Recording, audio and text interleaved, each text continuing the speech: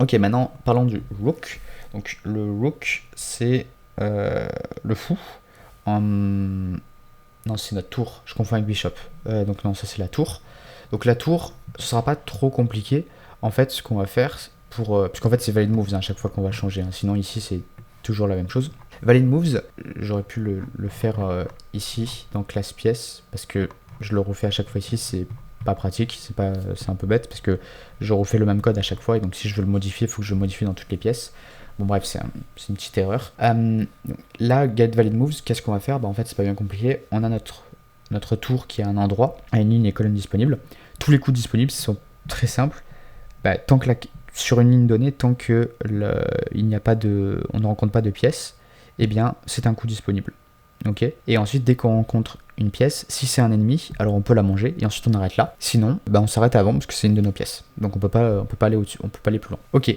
Donc voilà comment on va faire. Donc en fait, on va avoir une boucle for pour chaque direction, si je peux dire, c'est-à-dire la ligne qui se trouve à sa droite, la ligne qui se trouve à sa gauche et la colonne qui se trouve au-dessus de lui, la colonne qui se trouve en dessous de lui. Enfin, les cases de la colonne au-dessus de lui et des cases en dessous de lui. Et pareil pour sur la ligne, les cases qui se trouvent à sa droite ou à sa gauche. Ok, donc là, ce qu'on va faire, c'est que on va faire for i in range self.row plus 1. Ok, donc on va regarder jusqu'à 8, enfin jusqu'à 7, c'est pour ça que j'ai mis 8. Donc là, ce qu'on va faire, c'est qu'on va regarder en fait toutes les cases qui sont en dessous de lui. Ok, et toutes les cases qui sont en dessous de lui à une colonne donnée, on va regarder si elles sont disponibles ou pas. Donc pour savoir si elles sont disponibles, c'est pas bien compliqué. On fait if board de i de self-call égale à 0. On ajoute donc moves.append i self.call, c'est-à-dire la coordonnée de la colonne.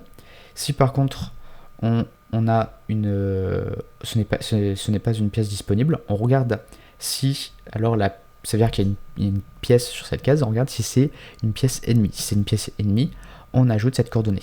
Et ensuite on break. On arrête la boucle ici. Ensuite, on va faire presque le même principe, mais on va regarder les cases qui sont au-dessus de lui, au-dessus de la tour. Donc on va faire self.row -1, -1, -1.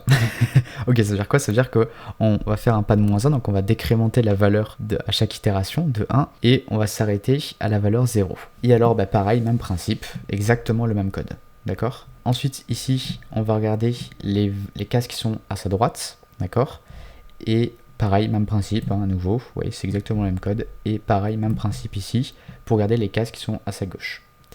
Et aussi, si il n'a pas déjà bougé, alors on va faire self.asMoved égale à true. Ça, c'est pourquoi? C'est pour en fait une des règles en fait où on peut inverser la tour et le roi, mais seulement si c'est la première fois qu'on les déplace. Voilà. Et ensuite on return le moves, la liste moves des coups qui sont disponibles. Alors maintenant, passons à la classe Knight, la classe Chevalier. Avec la classe Chevalier, j'ai créé un attribut en plus qui est Possible Moves, qui me permet en fait juste de stocker en fait toutes les actions qui sont possibles pour le Knight. Donc là, j'ai mis 2-1, 2-1, -2-1. Simplement, en fait, ces valeurs-là seront ajoutées à la coordonnée du chevalier. Vous voyez ce que je veux dire? Je vais vous faire un petit schéma. Alors, imaginons notre chevalier est ici, donc il est, par exemple, disons, à la coordonnée I et J, d'accord? Colonne I et ligne I, colonne J. Il peut aller, par exemple, ici et ici, sur ces deux points-là. Donc, c'est-à-dire que pour aller ici, si on calcule sa coordonnée par rapport à là, c'est tout simplement en ligne, c'est I-2, d'accord? Et en colonne, c'est J plus 1. Ici, ce sera en colonne J plus 2, et ce sera en ligne I-1, d'accord? S'il veut ensuite aller ici, ce sera en ligne I plus 1 et en colonne J plus 2, etc. Donc en fait, c'est ça, c'est que, vous voyez, en fait, c'est toujours le même principe, c'est-à-dire qu'on a sa coordonnée, et en fait, il nous suffit juste d'ajouter certaines valeurs, en fait, pour obtenir les autres cases qu'il peut faire. Il peut faire au total, sur chaque côté du carré, il a deux actions possibles, donc 2, 4, 6, 8. Donc il a 8 coups possibles qu'il peut faire. Et donc en fait, c'est comment je pourrais dire ça? C'est ces ajouts-là, en fait, c'est ces valeurs-là, comment je pourrais dire ça? Les coups qu'il peut faire, c'est juste à chaque fois les mêmes translations qu'on peut faire, et c'est les valeurs de ces translations que j'ai mises et que j'ai stockées ici. Ok, donc ce qu'on va faire, c'est qu'on va faire get valid moves, on va faire for move in self.possible moves. Je vais faire ensuite je vais regarder en fait toutes les coordonnées où il peut aller. Et donc en fait, il suffit juste de prendre self.row et d'ajouter move de 0 et pour self.call d'ajouter move de 1. Donc il me permet d'avoir la nouvelle coordonnée grâce aux translations. Et en fait, ce que je fais, c'est que je regarde si d'abord ces nouvelles coordonnées sont valides, c'est-à-dire qu'elles sont comprises dans un index compris entre 0 et 7 compris. Et si c'est le cas, je regarde si la case est vide. Si elle est vide ou alors qu'on est sur une pièce, on est sur une case qui contient une pièce ennemie, alors je peux ajouter le move ou l'action en fait qu'il peut faire. Voilà, c'est pour ça que j'ai ajouté cet attribut self.possible_moves. Ça facilite énormément la création des getValidMoves pour le chevalier. Maintenant, passons au bishop, donc le fou en français. Et lui c'est un petit peu géant, un peu comme le rook en fait, parce qu'en fait, c'est un peu le même principe, sauf que lui, il faut regarder les diagonales.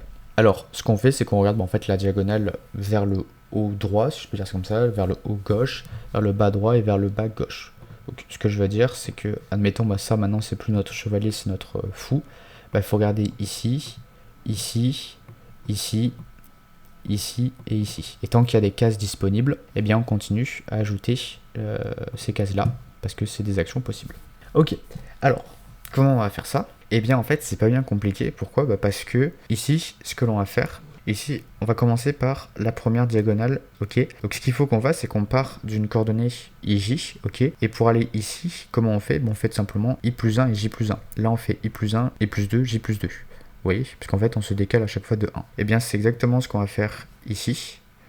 Vous voyez, on va vérifier, on va faire for i in range 1 de 1 jusqu'à 7. J'aurais pu m'amuser à faire une soustraction et tout selon sa coordonnée actuelle, mais je l'ai pas fait. Et je vérifie juste en fait après si on n'a pas atteint si la coordonnée est valide. Donc on fait if self.row plus i inférieur à 8 et self.call plus i inférieur à 8. Donc si on a bien une case valide. Et ensuite si la case est vide. Donc si la case est vide, on ajoute le coup. Si elle ne l'est pas, c'est un peu le même principe qu'on a vu auparavant, c'est-à-dire qu'on regarde si c'est une pièce ennemie.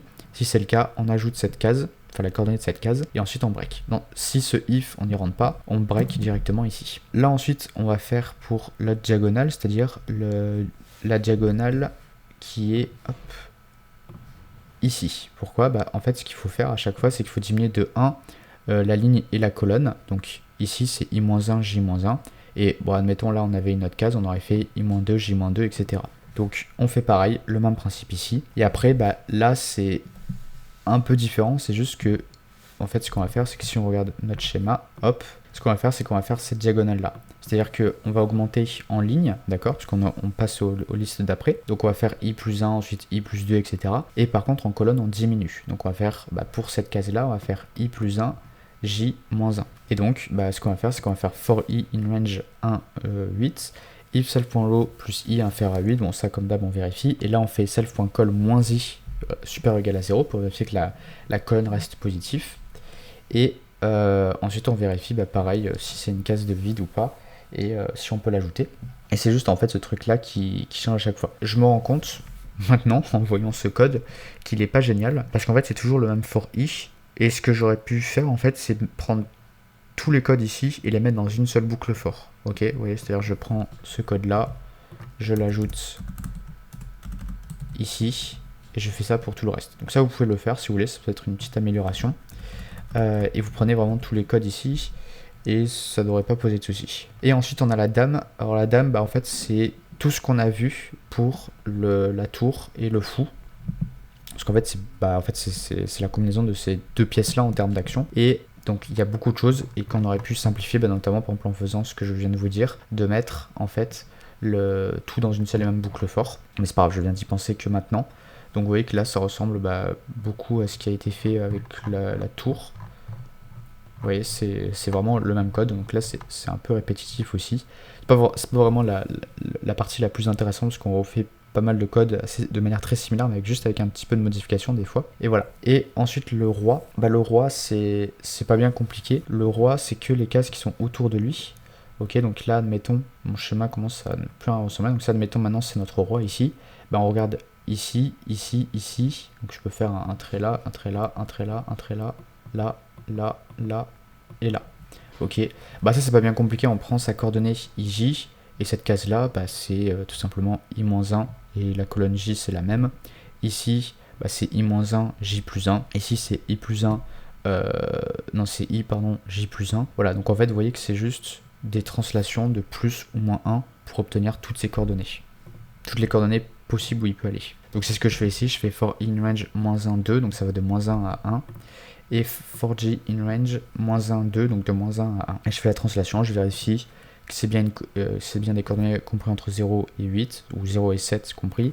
Et je vérifie si la case est disponible, et si la case n'est pas disponible, est-ce que c'est une pièce ennemie ou pas. Et s'il n'a pas encore bougé, alors maintenant je mets self.asMoved à true.